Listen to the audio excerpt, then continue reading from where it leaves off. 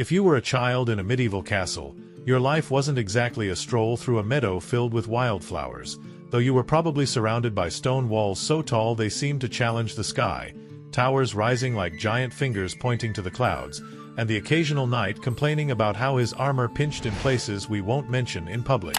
The Middle Ages, that era we all imagine with fire-breathing dragons, princesses locked in towers, and endless feasts with minstrels strumming lyres, was more like a parade of mud, disease, and a general stench that would make a modern landfill smell like rose perfume. Being a child in a castle meant growing up in a world where rules were as rigid as a sword steel. Work began as soon as you could hold a bucket without spilling it, and education could be as intimidating as facing a wild boar with nothing but a stick and a bit of courage. But what was daily life really like for a kid in those stone fortresses? Let's dive into the details, with a touch of humor to keep us from drowning in the seriousness, because if we don't laugh a little, the weight of history will crush us like a catapult hurling a cow at the enemy castle. Yes, that was actually a thing. First, you need to understand that not all children in a castle were equal. If you were lucky enough to be born into nobility, your life was a completely different universe compared to the children of servants, cooks, blacksmiths, or peasants sweating in the feudal lord's fields. Noble children, those little heirs to titles that sounded like they came straight out of a fantasy novel, count of some dark and mysterious place, or son of the baron of nobody knows where, lived in the castle's more comfortable areas, if you can call a place comfortable where the walls wept moisture like they were crying. The floor was freezing even in summer, and the wind sneaked through cracks like a thief who didn't know how to be subtle. These kids were treated like miniature adults, because in the Middle Ages, the idea of childhood as a time for play, laughter, and carefree days was as foreign as a knight wearing sunglasses. From the moment you could hold a spoon without stabbing your eye, spilling soup on your father's tunic, or dropping the plate on the floor, you were expected to start preparing for your future. Whether that meant becoming a feudal lord ruling a fief, a knight swinging a sword, a lady of the court managing an entire castle, or, in the worst case, a bargaining chip in a political marriage or a hostage in an ally's castle with questionable intentions, where they probably looked at you like a pawn on a giant chessboard. If you were a noble child, your day began at dawn, when the sun was barely peeking over the horizon and the roosters in the courtyard were already crowing like they were auditioning for the end-of-the-world choir. Castles were noisy places, a constant chaos of sounds that could drive anyone with a shred of auditory sensitivity mad. Chapel bells clanging for mass, resonating across the valley, the hammering of blacksmiths pounding metal in the forge, the shouts of guards practicing in the training yard, the whinnying of horses that always seemed to be in a bad mood, the rattling of carts loaded with supplies, and the comings and goings of servants hauling buckets of water, firewood, or, on less fortunate days, the remains of a banquet that smelled like anything but food. You probably slept in a shared chamber with your siblings, cousins, or even another noble child visiting as part of a political deal to strengthen alliances or avoid a war. The bed wasn't exactly a haven of comfort. More likely, it was a straw mattress that crunched like you were sleeping on a pile of dry branches in an autumn forest. And let's not talk about the unwanted guests. Medieval mattresses were like a five-star resort for fleas, bedbugs, and other critters that considered your skin an all-you-can-eat buffet open 24/7. You'd wake up, put on a woolen tunic that itched more than a nettle bush, and probably hadn't been washed since the last full moon, because hygiene wasn't exactly the era's strong suit, and rush to the chapel for the first prayer of the day. Religion was the glue holding medieval society together, and children weren't exempt from morning masses, where a priest with a voice that sounded eternally tired or bored reminded you that sin lurked around every corner. Whether it was eating an extra pastry, forgetting a line of the Lord's Prayer, or staring too curiously at a statue of the Virgin. Breakfast wasn't the fairy tale feast you might imagine, with tables laden with exotic fruits and freshly baked bread. No pancakes with honey, wild berry smoothies, or a bowl of crunchy cereal. More likely, you'd get a chunk of stale bread, sometimes softened in water, soup, or beer to avoid breaking a tooth. Perhaps a piece of cheese that had seen better days and smelled like it had spent time in a stable, and, if the day was generous, a watery bowl of soup made from yesterday's dinner scraps, which could include anything from wilted vegetables to a chicken bone someone forgot to toss. If you were in a particularly wealthy castle, there might be some cold meat, a boiled egg, or even an apple that wasn't too bruised, but that was like winning the medieval lottery. And, of course, you drank beer. Yes, beer, because water in the Middle Ages was about as trustworthy as a wooden bridge in a hailstorm. Children drank a diluted version called small beer, with just enough alcohol to keep the bacteria at bay. It wasn't exactly a balanced breakfast by modern standards, with vitamins and macronutrients, but it kept you alive, which in those days was an achievement worth celebrating. After this feast fit for an ascetic monk who'd sworn off earthly pleasures, the real challenge began: education. If you were a noble child, your education was a mix of letters, manners, and physical training that could make you wish you'd been born in a peasant hut where at least you didn't have to memorize Latin poetry or calculate how much grain a fief needed to survive the winter. Tutors, usually clerics with more patience than a saint but the humor of a gravestone, taught you to read and write in Latin, because Latin was the language of the learned, contracts, masses, and sophisticated insults you could throw in a debate without the other person fully understanding but still being impressed by your erudition.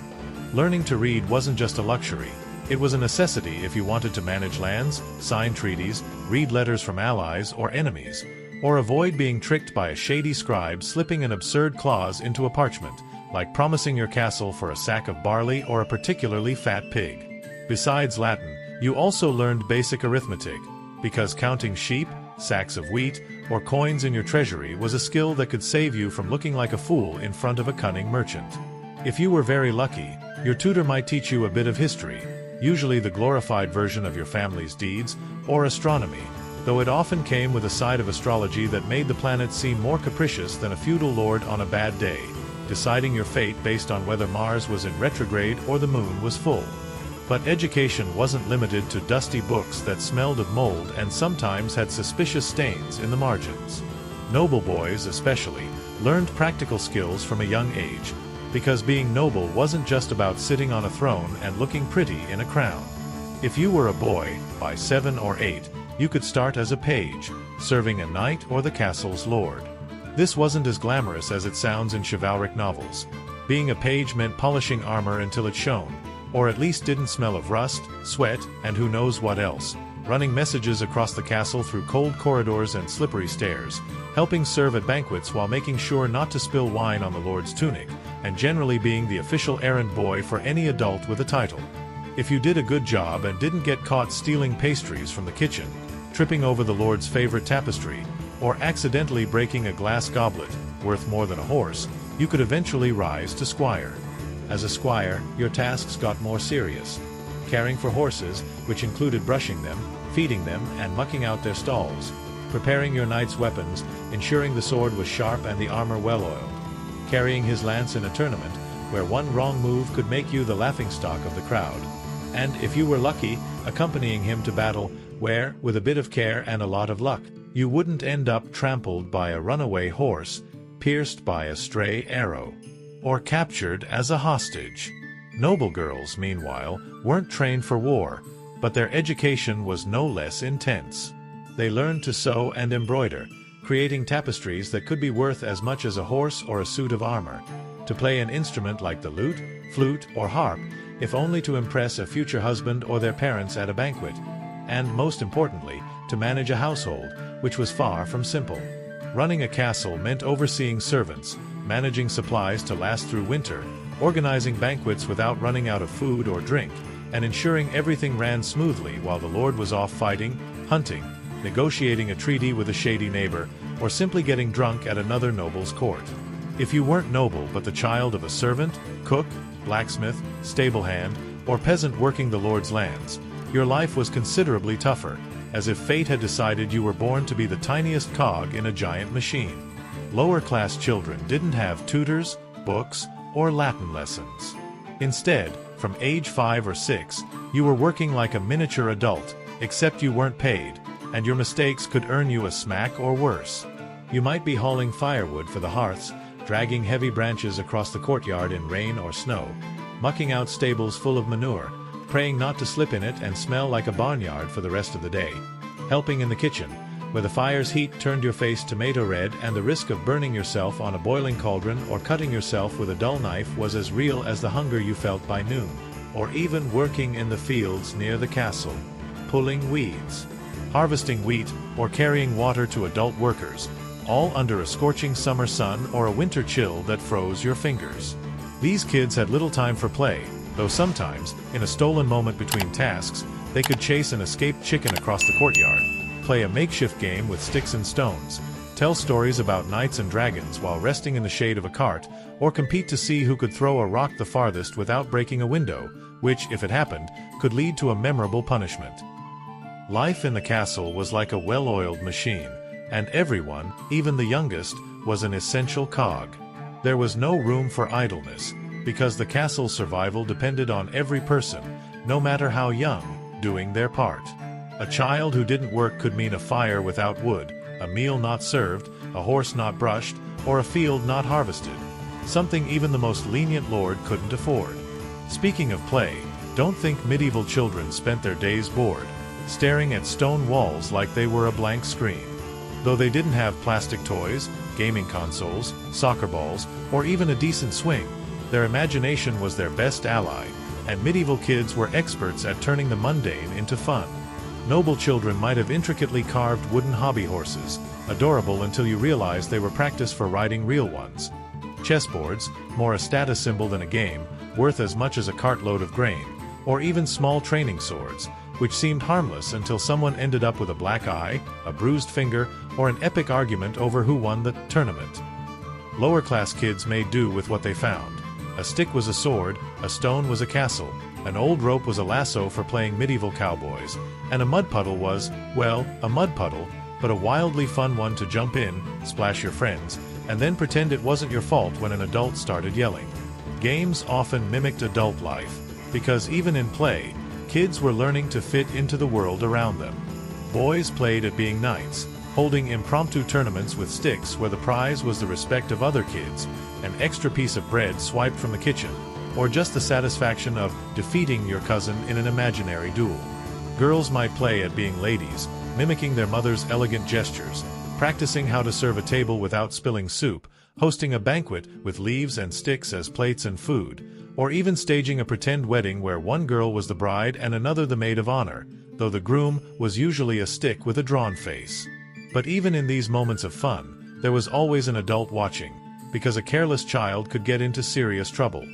Falling into a well, tripping over a loose pig in the courtyard, sticking their hand in a fire out of curiosity, breaking a valuable tool, or worse, interrupting the lord while he was negotiating a treaty with a neighboring noble, which could earn you a look that made you wish you'd hidden in a barrel or disguised yourself as a chicken.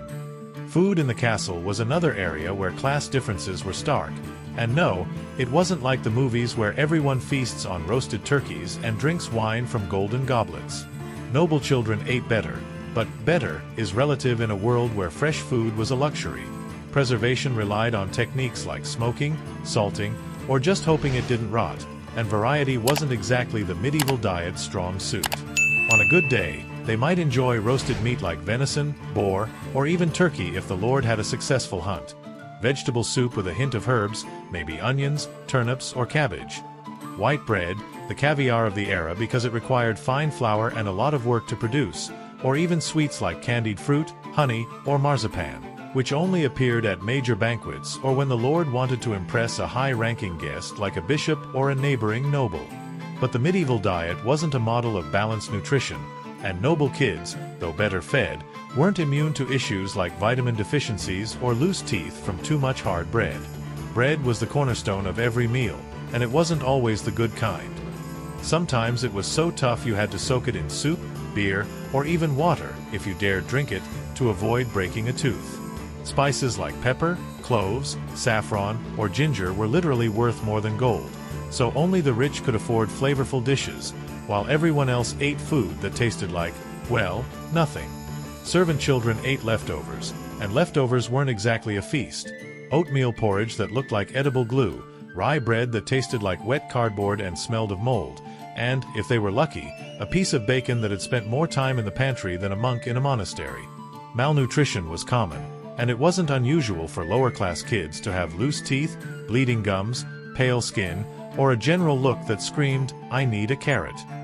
And if you want to learn more about this topic, I've left a book recommendation in the description. Hygiene, or rather the lack of it, was another major player in castle life. And no, it wasn't like a soap commercial where everyone glows and smells of lavender. Castles weren't luxury spas, or even run-down ones, and personal hygiene was, let's say, flexible. Bathing wasn't a daily, weekly, or sometimes even monthly activity.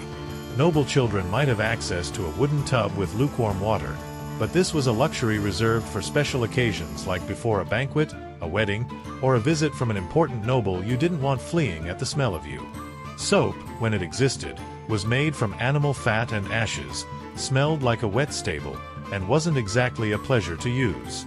Lower-class kids cleaned themselves as best they could, usually with a damp rag passed from hand to hand, and probably used to clean more things than you'd want to know. Or, if a river was nearby, a quick dip that could end in a deadly cold, because in the Middle Ages, a cold wasn't just a nuisance but a potential ticket to the graveyard, especially without access to a fireplace or dry clothes. Clothes weren't washed often either, so kids wore tunics that collected stains like a diary of their adventures.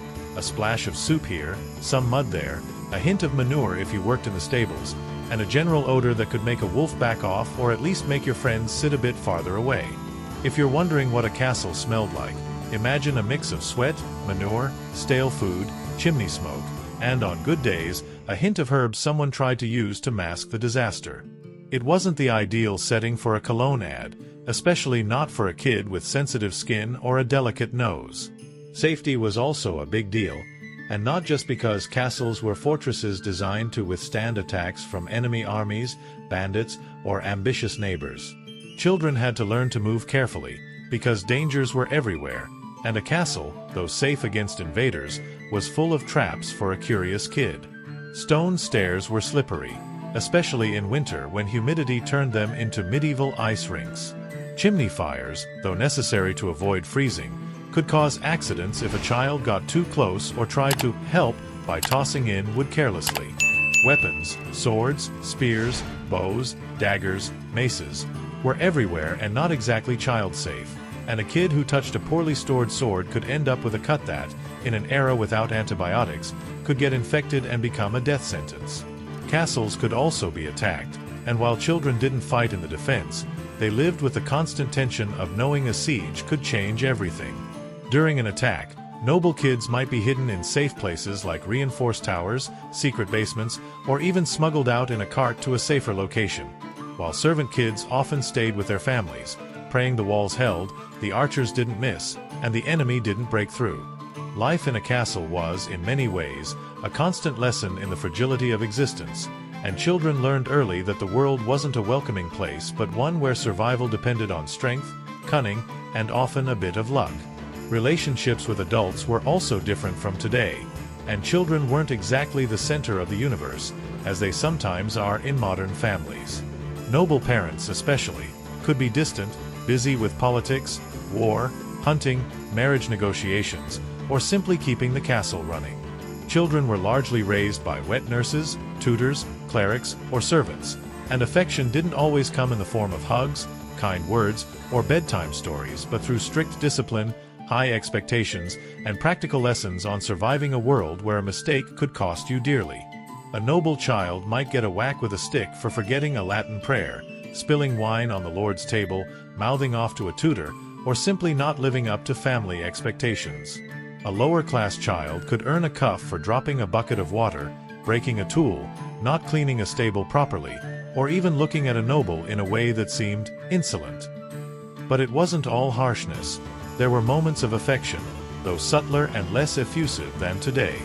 A noble mother might spend hours teaching her daughter to embroider a floral or religious tapestry, sharing laughs, secrets, and small moments of bonding over their stitching.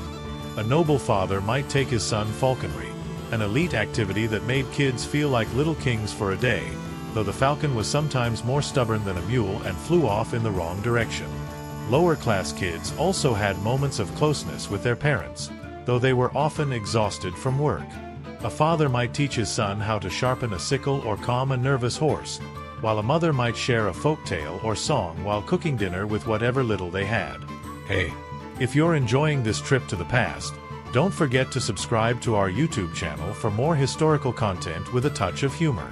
Hit that button and join the medieval adventure. Children's social lives also depended on their status, and the divide between nobles and servants was as clear as the walls separating the castle from the outside world. Noble children mostly interacted with others of their class, either in the castle or during visits from other lords, which were like medieval reality shows where everyone tried to outshine each other, flaunting their best tunics, showing off their table manners, boasting about their lands, or parading their children like hunting trophies. Noble kids were presented as proof of the family's lineage, forced to show off their manners, recite a Latin prayer, play a tune on the lute, or, for girls, display an embroidery that probably took weeks of pricked fingers and a few tears. These visits were a mix of diplomacy, politics, and pure spectacle, and the kids were part of the show, often under pressure that made them sweat more than a blacksmith at the forge. Servant children, on the other hand, had more freedom to socialize with others of their class, but their interactions were limited by work. They might gather in the courtyard during a break, share a piece of stale bread, or invent a quick game before an adult called them back to work.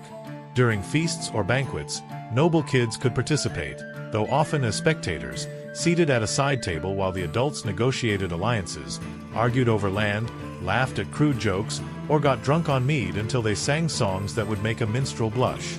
Lower-class kids, if they were lucky, might sneak into the kitchen to swipe a crust of bread, a piece of cheese, a forgotten pastry, or a sip of watered-down beer, though doing so risked a scolding, a cuff, or even a whipping if they got caught red-handed. Winter was a test of endurance for everyone, including children, and no, it wasn't like those cozy Christmas cards with softly falling snow and everyone snug by a fireplace. Castles were cold, not in a poetic or romantic way, but in a "you'll freeze your fingers off if you don't keep moving" way. Fireplaces roared, but they weren't enough to heat massive stone halls, and drafts sneaked through window slits, doors, and even walls, as if the wind had a personal grudge against the castle's inhabitants. Kids, especially lower-class ones, spent much of their time trying to stay warm, huddling near a fire, wrapped in layers of moldy-smelling clothes that also carried a hint of stable, or even sleeping near animals in the stables, where the warmth of cows, horses, and sheep was a luxury not to be scoffed at, though the smell was hardly a gift. Diseases were another constant threat, and winter made them deadlier. A simple cold could turn into pneumonia, a fever could last weeks, and a small wound could easily get infected, especially in a world without antibiotics or disinfectants. Medieval doctors, with their theories about humors, basically blaming illness on too much black bile, phlegm, or some other concept that sounded more like magic than medicine, weren't exactly reliable. Their remedies included leeches, questionable herbs, bloodletting that left patients weaker than before, or prayers that, while comforting, didn't do much against an infection. Noble kids had a better shot at survival thanks to a diet that included meat, white bread, some fruit, and, in wealthier castles, even spices that made food tastier and aided digestion. They also had wool blankets, thicker clothes, fireplaces in their chambers, and, in some cases, a doctor who at least knew how to boil water. Lower-class kids, with less food, thinner clothes, and flimsier shelters, faced far greater risks, and it wasn't uncommon for a family to lose one or more children before they reached adolescence, whether to illness, an accident, or the relentless winter cold seeping through the cracks of their makeshift homes. Superstitions also played a big role in children's lives, and the Middle Ages was a time when people saw divine or demonic signs in everything. A crow cawing on a tower, a black cat crossing the courtyard, a particularly loud sneeze, or a storm arriving at the worst possible moment. Kids grew up hearing stories of witches stealing souls, demons lurking in dark forests, vengeful spirits punishing sinners, and divine punishments that could strike anyone who misbehaved, from stealing an apple to disobeying a priest. These stories weren't just entertainment for long winter nights, but also a form of social control. "Finish your porridge, or the bogeyman will come for you," was as common as it was effective, and more than one kid ate their dinner with wide eyes, scanning the walls for shadows or listening to every creak as if it were the step of an evil spirit.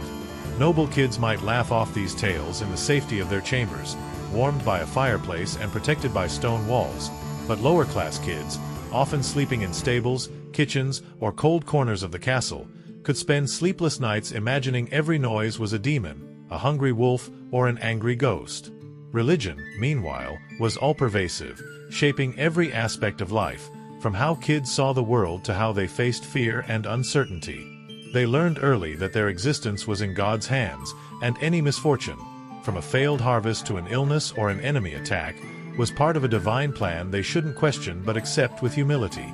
Noble kids attended daily masses, memorized Latin prayers, learned the names of saints like a list of medieval superheroes, and sometimes even helped in the chapel, carrying candles or turning the pages of a prayer book.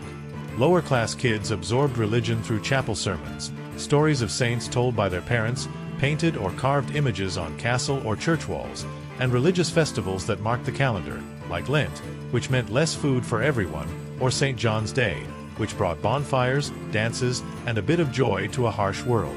Religion offered comfort against death, illness, or hardship and a framework for understanding the world, from harvests to wars, all seen as part of God's plan.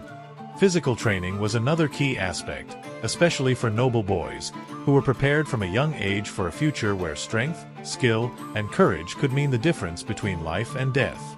From 6 or 7, they were taught to ride horses, wield a bow, and eventually swing a sword, mace, or lance. These weren't recreational activities but preparation for a life where a noble might have to lead an army, defend a castle, compete in a tournament, or at least not embarrass himself in front of other nobles. Riding a horse wasn't as simple as it sounds. War horses were massive, temperamental beasts, expensive as a treasure, and often more stubborn than a mule, and a child had to learn to control them without falling, being trampled, or losing their pride in front of others. Weapons training started with wooden swords, which seemed harmless but left bruises that lasted weeks, and progressed to real weapons as the child grew. Noble girls, though not trained for combat, also had to stay fit, as running a castle required physical stamina that wasn't gained by sitting and embroidering all day. Overseeing the kitchen, organizing banquets, sewing clothes for the family, carrying baskets of supplies through endless stone corridors, or even walking miles to inspect the castle's lands were tasks that could exhaust anyone, noble or not. Lower-class kids built strength through manual labor, which was as grueling as any military training. Hauling buckets of water heavy as an anvil, grinding grain in a hand mill that made your arms shake, pulling weeds or harvesting wheat in the fields, or chopping wood in the forest were workouts more effective than any modern gym, though far less glamorous and with the added risk of early back pain, an infected wound, or an encounter with a wild animal. Clothing also reflected social status, and the difference between nobles and servants was as obvious as a knight in shining armor in a peasant-filled market. Noble children wore tunics of fine wool or soft linen, and on special occasions like banquets, weddings, or visits from other lords, luxurious fabrics like velvet or silk in vibrant colors like scarlet red, royal blue, or emerald green that screamed wealth from miles away. Noble girls might wear long-sleeved dresses with intricate embroidery that looked like works of art and fur-lined cloaks for winter, though these garments were also magnets for soup, wine, or mud stains, because even nobles weren't immune to accidents. Lower-class kids wore rougher clothes made of coarse wool, low-quality linen, or even hemp, often hand-me-downs from older siblings, cousins, or even parents, patched together with more hope than thread. Shoes were a luxury, and many lower-class kids went barefoot or wore flimsy leather sandals that broke easily, leaving their feet exposed to cold, stones, and mud. In winter, this was a serious problem, as frozen feet weren't just uncomfortable but a health risk in an era where a small cut, frostbite, or even a blister could turn into gangrene, and gangrene was no joke in a world without hospitals or antibiotics. Castles were also a place of social learning, where children absorbed the unwritten rules of the medieval hierarchy, which was as strict as a corset and as complicated as a maze. A noble child knew to bow to a higher-ranking lord, address adults with titles like "my lord" or "my lady," keep their composure even when a banquet turned into a drunken chaos of nobles shouting, arguing over land, or reciting bad poetry, and avoid offending anyone important, because a careless word could spark a political conflict or worse, a duel. A lower-class child learned to be invisible, to avoid eye contact with a noble unless they wanted trouble, to follow orders without complaint, and to move quickly to stay out of the way. These lessons weren't always taught with words but through practical examples. A servant who spoke out of turn might get a lash, a child who didn't show proper respect could earn a public scolding, a cuff, or even a day without food, and a noble who felt insulted could demand a punishment ranging from a humiliating apology to something far harsher. But there were also moments of camaraderie, especially during feasts, which were like a pressure valve in a world of rules and work. Children could see adults relax, sing, tell stories, dance, or even bicker over a bad dice roll, giving them a glimpse of how the world worked beyond the castle walls. Noble kids might join these celebrations, though often as spectators at a side table, watching adults negotiate alliances, laugh at crude jokes, or get drunk on mead until they sang songs that would make a minstrel blush. Lower-class kids, meanwhile, were usually working behind the scenes, carrying plates, refilling wine jugs, cleaning up the messes nobles left behind, or, if they were lucky, stealing a moment to peek at the banquet from the kitchen door, dreaming of tasting that roasted meat that smelled so good. Hey, hold on. If you want to keep exploring medieval life with us, don't forget to subscribe to our YouTube channel. It's free, quick, and helps us keep bringing you stories like this. Hit that button. Children's roles in major events, like weddings, baptisms, tournaments, visits from other lords, or religious ceremonies, were also significant, and every child, noble or not, had a part to play, however small. Noble children often participated in ceremonies, whether carrying the bride's veil at a wedding, presenting a goblet to a tournament winner, acting as pages in a procession, holding candles at an important mass, or simply looking adorable to impress guests and prove the family had a worthy heir. These were chances to show off their education, prove they were worthy of their family's name, and let their parents flaunt their lineage like they were showing off a hunting falcon, a purebred horse, or a new tapestry. Noble girls, in particular, might be presented as little ladies, showcasing their embroidery, dancing, music, or polite conversation skills, because their future could depend on impressing a potential suitor, his mother, or a political ally of their father. Lower-class children, though not directly involved in these ceremonies, were often part of the preparations, which were just as crucial as the event itself. Cleaning the Great Hall until it shone, or at least didn't smell of spilled beer and food scraps, helping in the kitchen to prepare dishes they'd never taste, like roasted turkeys, meat pies, or honeyed sweets, or acting as messengers during the event, running back and forth with urgent messages, carrying water to guests, or even helping musicians haul their instruments, were tasks that fell to servant children. These moments were a break from the daily grind, a chance to see some color and excitement in a usually gray and exhausting world, but also a reminder of the social divides that defined castle life. Nobles shone center stage, wearing their finest clothes and smiles, while servants, including children, worked in the shadows to keep everything running smoothly. Death was a constant presence in medieval life, and children weren't spared its grasp, which could come at any moment without warning.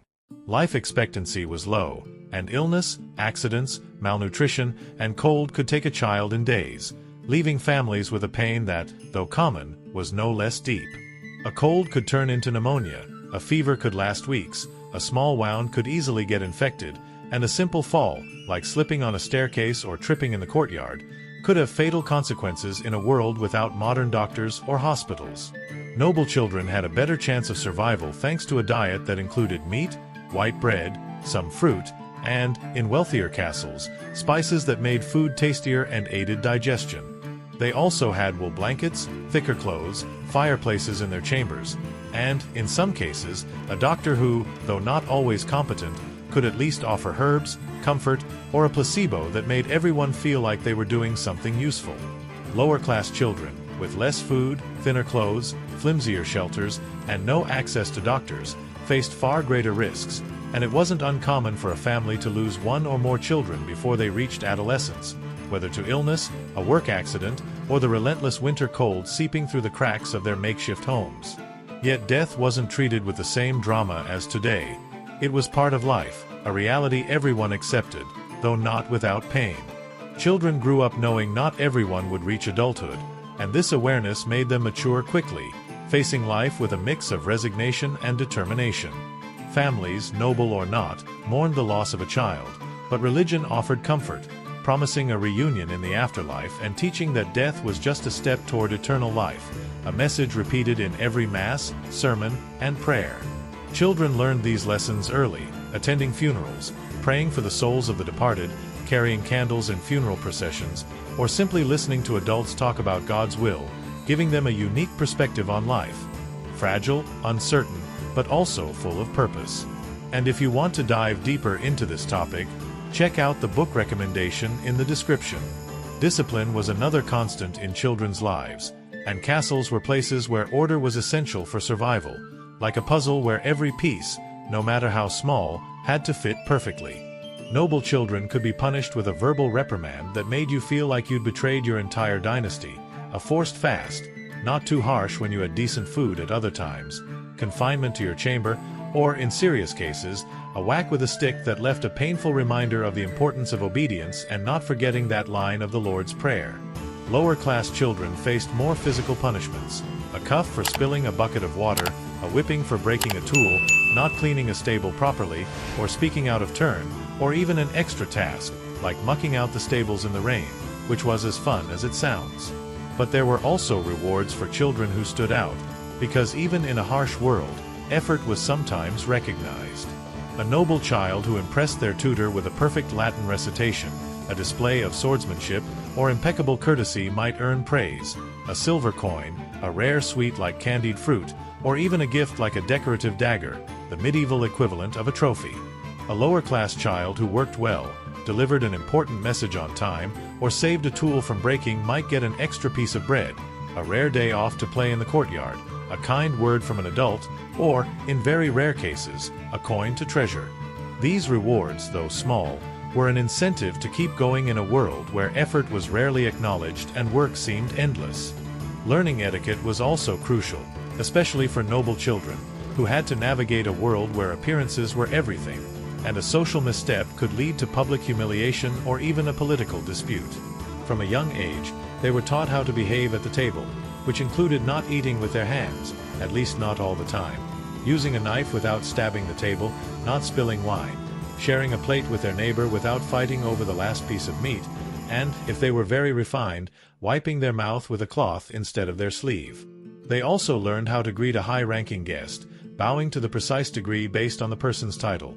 Too low and you seemed servile, too shallow and you were insolent, how to walk without tripping over their own tunic, how to respond to compliments without seeming vain, and how to keep their composure even when a banquet turned into a drunken chaos of nobles shouting, arguing over land, or attempting to woo someone with poetry that sounded more like a tongue-twister. Noble girls, in particular, had to master the art of polite conversation, as their future could depend on impressing a potential suitor, his mother, a political ally of their father, or even a visiting queen. This meant knowing how to smile politely while a drunken noble recited bad poetry, how to pour wine without spilling it on someone's dress, how to respond to compliments gracefully, and how to avoid topics that might offend, like the guest's father's latest lost war. Lower-class children didn't need as much etiquette, but they learned to be discreet, to avoid attention, to follow orders without complaint, and to move quickly to stay out of the way, because a servant who stood out too much could attract the wrong kind of attention: a scolding, a punishment, or even the envy of other servants. Castles were also full of stories, and children grew up immersed in a world of tales that mixed truth, myth, legend, and moral lessons, as if every night was a storytelling session around a campfire. Minstrels, servants, clerics, wet nurses, and even lords told stories of legendary heroes who defeated armies with a single sword, miraculous saints who healed the sick or defied kings, brave knights who rescued damsels, though real damsels were often more cunning than the knights, and treacherous villains who always got their comeuppance, at least in the tales. These stories weren't just entertainment but taught values: the courage of a knight slaying a dragon, though dragons were often metaphorical, representing an enemy or a sin; the piety of a saint who sacrificed everything for the poor, the cunning of a folk hero who outsmarted a greedy lord with a clever trick, or the loyalty of a vassal who died for his lord, though in real-life loyalty was often more complicated. Noble children heard these stories in the great hall, sitting by the fire with a goblet of watered-down wine, surrounded by tapestries depicting battles and hunts. Lower-class children heard them in the kitchen, stables, shared dormitories, or even the fields, told by parents, older siblings, co-workers, or an old villager who could make a tale about a cunning wolf sound as thrilling as a battle. These stories fueled the imagination and gave children something to dream about, whether it was becoming a legendary knight, a respected lady, a miraculous saint, or simply surviving another day in a world that wasn't exactly kind. Manual labor was a reality for nearly all children, though it varied by status. While nobles learned to wield a sword, servants learned to wield a broom, sickle, or bucket. Noble children might do light tasks, like helping care for falcons, which were treated like feathered kings and could cost more than a suit of armor, or cleaning the stables of purebred horses, which was more a lesson in responsibility than a real need, since there was always a servant for the heavy work. Lower-class children, however, worked for real, and their tasks were essential to the castle's operation, like tiny screws in a giant machine. From grinding grain in a hand mill that left your arms shaking, hauling buckets of water heavy as an anvil, pulling weeds or harvesting wheat in the fields, or chopping wood in the forest under the watchful eye of a foreman who didn't take excuses, their labor was physically exhausting and often dangerous. A child working in the kitchen could burn themselves on a boiling cauldron, cut themselves with a dull knife, faint from the heat and smoke, or even be crushed by a falling sack of flour. One working in the fields could cut themselves with a sickle, twist an ankle on uneven ground, be attacked by a wolf, boar, or even a stray dog if they wandered too far, or simply collapse from exhaustion under the sun or cold. Yet this work also taught practical skills they carried for life. How to light a fire with damp tinder, repair a broken tool with whatever was at hand, calculate how much grain a family needed for winter, or keep a horse calm amidst noise and chaos. Music and art also had a place in children's lives, though differently by class, because in the Middle Ages beauty wasn't accessible to all, but everyone found ways to enjoy it. Noble children might learn to play an instrument like the lute, flute, harp, or even a small portable organ as part of their education. These skills weren't just a hobby but a way to show refinement in court, where a noble who played poorly could be the evening's laughingstock, while one who played well could earn respect or even catch a lady's eye. Noble girls, in particular, were encouraged to sing or play, as a sweet voice, a well-played melody, or an elegant dance could impress guests at a banquet, a future husband, or a visiting queen. Lower-class children didn't have access to instruments, which were expensive and considered a luxury, but they could join in folk songs, rustic circle dances around a bonfire, or improvised performances during village festivals, often held on the castle's lands. These activities were a rare chance to forget the day's hardships, laugh with friends, share a moment of joy, and, for a moment, feel part of something bigger than endless work. Interaction with animals was also a big part of castle life, not just because animals were a source of food, labor, or transport. Noble children might participate in falconry, an elite activity where they learned to handle falcons, hawks, or even eagles, birds treated with more care than many servants and worth a fortune. This wasn't just a pastime, but a way to learn patience, observation, and control, as a poorly trained falcon could fly off, attack someone, or, worst case, take your finger with its beak if you weren't careful. Lower-class children were more familiar with working animals. Cows that needed milking, pigs that had to be fed and avoided biting, chickens that laid eggs but could be surprisingly aggressive, and horses that needed brushing, feeding, and calming. These kids learned early how to milk a cow without getting kicked, shear a sheep without cutting themselves, calm a nervous horse before it toppled a cart, or collect eggs without being chased by chickens across the courtyard. But animals could also be dangerous. A hungry pig could bite, a startled horse could kick, a cow could step on you if you weren't quick, and chickens, though seemingly harmless, could turn egg stealing into a full-on barnyard battle. Learning traditions was also fundamental, because in the Middle Ages, history, family, and community were the foundations of identity. Noble children grew up hearing stories of their lineage, their ancestors' achievements, battles won by their grandparents, crusades joined by a distant uncle, or tales of an ancestor who, according to legend, defeated a giant, though it was probably just a very tall knight. These stories weren't just a source of pride, but a way to teach them their place in the world, the responsibilities of their title, and the importance of upholding family honor, even if that honor sometimes meant fighting a neighbor over a plot of land the size of a garden. Lower-class children, though without a lineage to boast about, absorbed traditions through their community's stories. Tales of local saints working miracles, legends of a haunted nearby forest, or so the elders said to keep kids from getting lost in it, accounts of how their grandparents survived a harsh winter, plague, or war, or even stories of folk heroes who, with cunning, overcame the challenges of a world that favored the rich. These traditions, noble or humble, gave children a sense of belonging, a connection to something bigger than themselves, whether a family, a castle, a village, or a shared faith. Castles were also places of practical learning, where children developed skills not taught in a classroom but through life itself. Noble children learned to negotiate by watching their parents in meetings with other lords, where every word was a move on an invisible board of alliances, betrayals, promises, and veiled threats. They also learned to hunt, not just as a pastime but as a way to provide food, show bravery, and practice skills useful in war, like tracking, moving silently, or shooting a bow accurately. Lower-class children learned to survive, how to find food in a forest, identify edible plants, avoid poisonous ones, build a makeshift shelter with branches and leaves, read the sky to predict the weather, because a storm could ruin a harvest, or even haggle with a merchant to avoid being cheated on a sack of grain. These skills, though not written in scrolls or taught by a tutor, were as valuable as any formal education, because in the Middle Ages, survival was the ultimate test, and there were no second chances.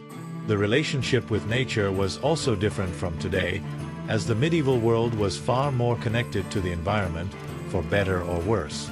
Lower-class children, especially, spent much time outdoors, whether working in the fields, gathering firewood, tending animals, or exploring nearby forests for berries, mushrooms, or herbs.